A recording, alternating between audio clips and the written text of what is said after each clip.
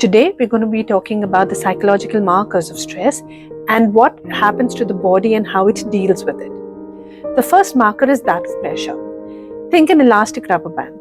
If you stretch a rubber band, at some point it breaks. Breaks why? Breaks because of the pressure that it has. Breaks because of the tension that is being put on either ends of the rubber band. The same thing happens to us, the human mind and the human body. If there is a lot of undue pressure that the body or the mind or the heart is feeling at a certain point in time, then our body does succumb to that pressure. We do feel that pressure, and then that pressure then leads to stress, that being the first thing.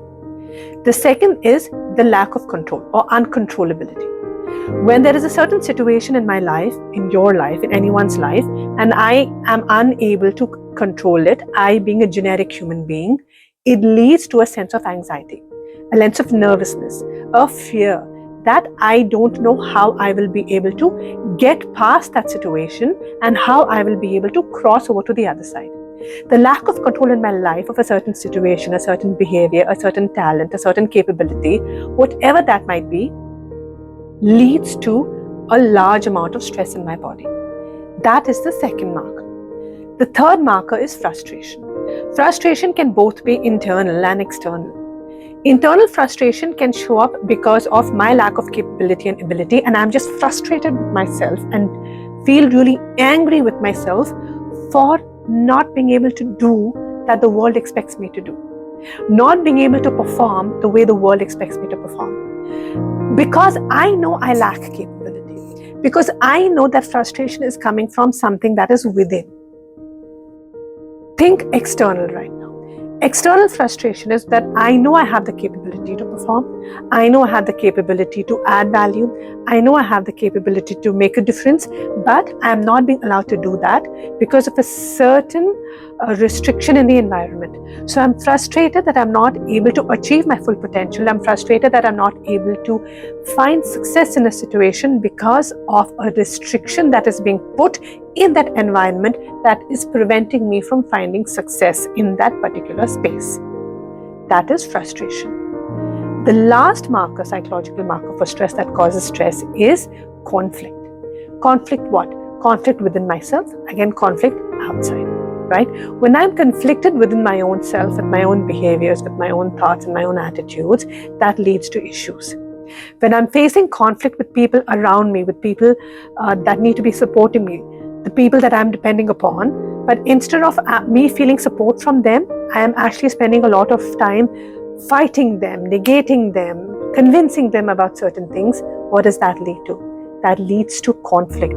And that conflict, where my heart and my mind is at unrest, where I am confused about what I need to be doing, and I'm disturbed about what is happening to me, that leads to stress.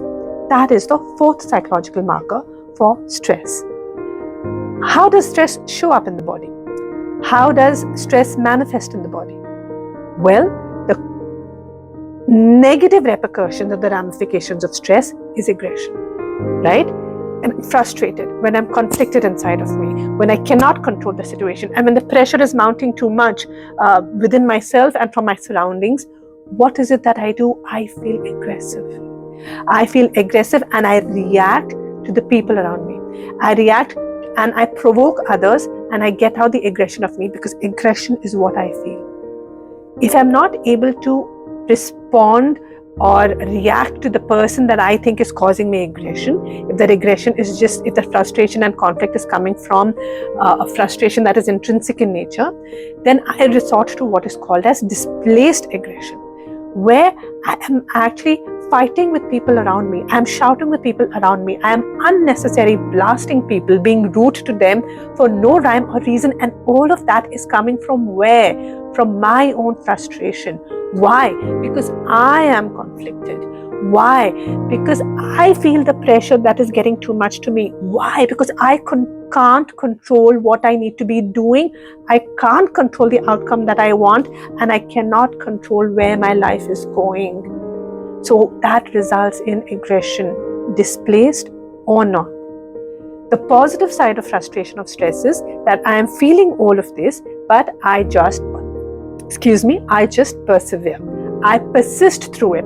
It's like me walking through that storm, or just wading through that storm, going to the other side, and just seeing whatever happens, right?